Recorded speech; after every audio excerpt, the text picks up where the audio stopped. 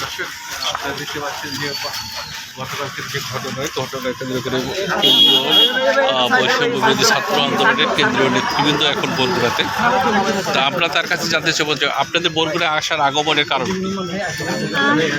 বরগুনা হচ্ছে আমার জেলা বরগুনা। তো আমাদের টিম ভাগ করে দেওয়া হয়েছে প্রতিটি জেলায় জেলায় যাওয়ার জন্য।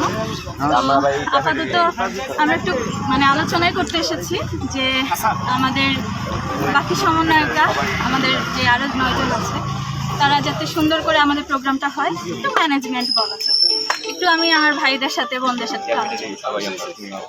এখন কি আপনি জেলা প্রশাসক কার্যালয়ের উদ্দেশ্যে জেলা প্রশাসকের সাথে দেখা করা যাচ্ছেন? গতকালকে যে ছাত্র আন্দোলনের যে সমন্বয়কারীদের মধ্যে একটা সহিংস ঘটনা ঘটছে, সেটা ইতিমধ্যে গণমাধ্যমেও প্রকাশিত হয়েছে। এই বিষয়টাকে আপনি কিভাবে?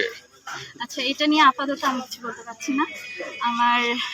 আমাদের টিম লিডার যে হানান ভাই আসলে তারপর সেটা ক্লিয়ার করব। ধন্যবাদ।